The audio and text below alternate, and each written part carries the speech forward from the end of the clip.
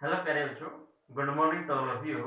Last lecture में हमने discuss किया था इलेक्ट्रोकेमिकल सीरीज के बारे में और उसके एप्लीकेशन, और उससे पहले हमने डिस्कस किया था नॉर्मल हाइड्रोजन इलेक्ट्रोड और स्टैंडर्ड हाइड्रोजन इलेक्ट्रोड, जिसका इलेक्ट्रोड पोटेंशियल जीरो होता है। स्टैंडर्ड रेफरेंस हम उसको लेके चलते हैं। स्टैंडर्ड इलेक्ट्रोड पोटेंशियल बच्चों, इसका मतलब क्या है? इलेक्ट्रोड पोटेंशियल जब आपने क्या कर रखा हो भाई, 1 मोलर कंसंट्रेशन 298 केल्विन टेम्परेचर रखा हो, 1 बार प्रेशर, मतलब ये स्टैंडर्ड कंडीशन दी हो। स्टैंडर्ड कंडीशन इन्हीं को हम बोलते हैं, टेम्परेचर और कंसंट्रेशन को, है ना। जब 1 मोलर कंसंट्रेशन रखते हैं आप सॉल्यूशन की और टेम्परेचर 298 केल्विन रखते हैं, इसी चीज को स्टैंडर्ड कंडीशन बोल रहे हैं। और जब स्टैंडर्ड कंडीशन दे करके आप इलेक्ट्रोड पोटेंशियल मेजर करते हैं किसी भी इलेक्ट्रोलाइटिक सेल का, किसी भी इलेक्ट्रोड का बच्चों, है ना, तो उसको हम क्या बोलते हैं? Standard electrode potential. तो अब बात ये आगे, मान लो कंसंट्रेशन को या टेम्परेचर को हम कम या ज्यादा कर दें, है ना। कंसंट्रेशन 1 मोलर की बजाय कुछ और रख लें, थोड़ी कम कर दें या ज्यादा कर दें, है ना, तब उसका इलेक्ट्रोड पोटेंशियल क्या होगा, कितना होगा, कैसे निकलेगा? तो ये चीज बताई थी नर्नेस साइंटिस्ट ने नर्नेस इक्वेशन के द्वारा। तो ये चीज हम पढ़ रहे हैं। आज क्या पढ़ रहे हैं भाई? कंसंट्रेशन और टेम्परेचर का इफेक्ट क्या होता है, मतलब कंसंट्रेशन और टेम्परेचर चेंज करने से इलेक्ट्रोड पोटेंशियल कितना उसका आता है। ठीक है, आइए जरा। Effect of electrolytic concentration. Electrolytic मतलब जो इलेक्ट्रोलाइट्स आपने लिया, अच्छे लिए हैं या कॉपर सल्फेट लिया, एसिड बेस साल्ट, है ना। Concentration and temperature on the electrode potential.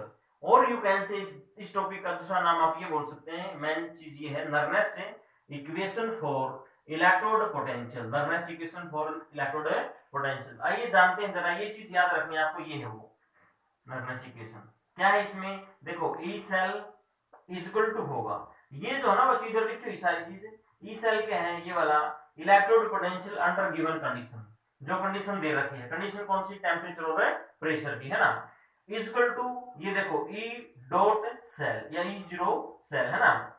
ये क्या है बच्चों? इधर लिखा हुआ है स्टैंडर्ड इलेक्ट्रोड पोटेंशियल, सही बात है, minus R T upon N F L N, natural log है बच्चों ये एल एन। ये देखो पी है, किसके अंदर है? पी स्क्वायर ब्रैकेट के अंदर। याद रखना बच्चों, स्क्वायर ब्रैकेट के अंदर जो भी चीज होगी, मान लो ए कर दिया मैंने, इसका मतलब हो गया कंसंट्रेशन ऑफ ए, और यहाँ क्या लिखा हुआ है भाई? पी, इसका मतलब concentration of product.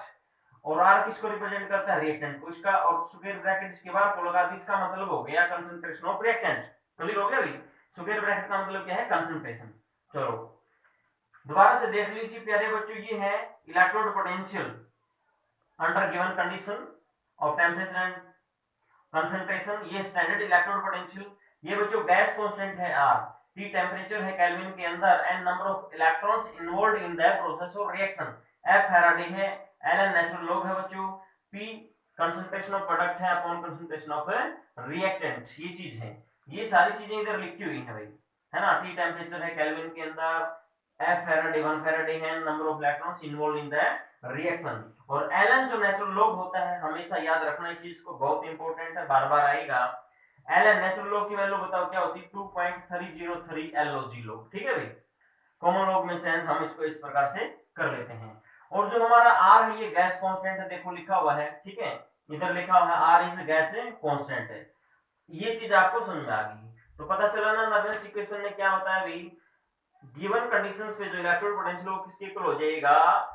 Standard electrode potential minus RT upon NF LN concentration of product by concentration of reactant. बस ये चीज याद रखनी है। अब आगे सुनो, इसकी सिंपलीफाइड फॉर्म भी हम देख लेते हैं। एक और रूप होता है इसी का, क्या? जब हम पुटिंग, देखो लिखा हुआ है पुटिंग, पुटिंग मतलब रखते हैं क्या? आर की जगह हम आर की वैल्यू रख देते हैं गैस कांस्टेंट की, कितनी होती है? 8.314 जूल पर केल्विन पर मोल। एफ बच्चों 96500 कूलम, हमने अच्छे से पढ़ा था स्टार्टिंग में चैप्टर के, है ना। चलो अच्छी बात है भाई। एंड टी, टी कितना रख दें बच्चों? टेम्परेचर 298 केल्विन रख देते हैं। मतलब आर की, एफ की और टी की वैल्यू अगर इस इक्वेशन में पुट अप कर दो आप, तो ये वाली इक्वेशन बन जाएगी सोल्व करने के बाद, समझे क्या? गिवन कंडीशंस पे बच्चों इलेक्ट्रॉन पोटेंशियल बराबर है standard electron potential minus 0.0591 upon n, n तो पता है ना, number of electrons involved in the process of reaction. L O G आ गया बच्चों। एलओजी कहां से आया? देखो, जब आपने ln की वैल्यू रखी है। कहने का मतलब ln की वैल्यू भी साथ में रखनी है आपको, इसकी वैल्यू रखनी है ln की, r की भी रखनी है, t की भी रखनी है, f की भी रखनी है, तब जाके ये इक्वेशन बन जाती है। Both are normal equation, no problem, ठीक है, दोनों ही नॉर्मल इक्वेशन है। तो 0.0591 इस वैल्यू का एग्जैक्टली याद रख लेना बच्चों। अब सुनिए जरा, एक न्यूमेरिकल करते हैं नॉर्मल इक्वेशन पे। ये चीजें सारी वैल्यू वगैरह आपको जस्ट याद रख लेनी है, प्रैक्टिस से हो जाएगा अभी। Calculate the electrode potential of A copper wire dipped in, एक कॉपर वायर है, उसका इलेक्ट्रोड पोटेंशियल निकालना है, जिसको डिप कर रखा, डुबो रखा है किसमें, इन 0.1 मोलर कॉपर सल्फेट सॉल्यूशन में, ठीक है भाई। कंसंट्रेशन दे दी देखो जरा, 0.1 मोलर है ये, 1 मोलर नहीं, समझे।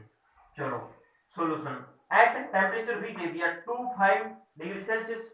प्यारे बच्चों 25 डिग्री सेल्सियस किसके बराबर होता है, 298 केल्विन के बराबर होता है, याद रखना भाई। The standard electrode potential of copper is, standard electrode potential भी दे दिया। तो आइए जरा इस पे नॉर्मल इक्वेशन अप्लाई करके इसको सोल्व करते हैं। सबसे पहले हम इसकी ना इलेक्ट्रोड रिएक्शन बना लेते हैं। क्या बनेगी, copper 2 positive plus 2 electrons is equal to copper, समझे। ये बन गया आपका सॉलिड, ये बच्चों आपका सॉल्यूशन फॉर्म में है एक्वस, ठीक है भाई। सो दैट अब एक बात देख लो, n की वैल्यू क्या आ जाएगी इधर से 2, क्योंकि number of electrons involved in the process of reaction कितने हैं, 2। n की वैल्यू तो मिल गई, चलो अच्छी बात है। अब applying the normal equation we get E बराबर है, इसको ऐसे भी लिख सकते हैं, मैंने ऊपर E सेल लिखा हुआ था, E डॉट सेल है ना, नो प्रॉब्लम, ऐसे ही लिख दें आप। देखो बच्चों क्या क्या दे रखा है इस स्टेटमेंट के अंदर, रिएक्शन से तो पता चल गया हमें क्या n की वैल्यू, ठीक है। और रिएक्शन का कैसे पता चला भाई, भाई कॉपर सल्फेट है, इसको एनालाइज करोगे Cu2 positive plus SO4 negative बनेगा ना ये, तो कॉपर 2 पॉजिटिव रिएक्शन बना दी बस, नो प्रॉब्लम। तो अब क्या हुआ बच्चों, स्टैंडर्ड इलेक्ट्रोड पोटेंशियल भी दे रखा है, देखो ये दे रखा, standard electrode potential of copper is this, तो ये वाली वैल्यू दे रखी है हमें, n इधर n था, ये वाली इक्वेशन यूज कर रहा हूं मैं इसको सोल्व करने के लिए, क्लियर भाई। ये वाली इक्वेशन कब इस्तेमाल करनी है भाई, नॉर्मल इक्वेशन ये वाली कब इस्तेमाल करनी है इसको सोल्व करने के लिए, आपको कैसे पता चलेगा कि सर ये हम इस्तेमाल करें या फिर ये इस्तेमाल करें। सुन लीजिए ध्यान से, जब आपको टेम्परेचर 25 डिग्री सेल्सियस दे रखा हो या फिर 298 केल्विन दे रखा हो, कितना दे रखा हो, 298 केल्विन, तो ये वाली इक्वेशन यूज कर लेना, सिर्फ कंसंट्रेशन अलग अगर दे रखी है तो। और जब टेम्परेचर 298 केल्विन या 25 डिग्री सेल्सियस नहीं दे रखा, तो ये वाली इक्वेशन इस्तेमाल करनी, ठीक है बच्चों। आगे देखिए जरा, अब ये LOG हो गया, चेक कर लो इस इक्वेशन में हमने क्या क्या, इसकी वैल्यू रख दी, n की वैल्यू रख दी, ठीक है। तो इसकी वैल्यू है ही हमारे पास, आगे रखी हुई इधर देखो 0.34, ठीक है। n की वैल्यू हमें पता है, LOG होता ही है। अब देखो ऊपर 1 है भाई, ठीक है बच्चों, ध्यान से सुनिए, मोस्ट इंपोर्टेंट चीज क्या सुननी है, मैंने इधर लिखा हुआ है concentration of product by concentration of reactant, समझे।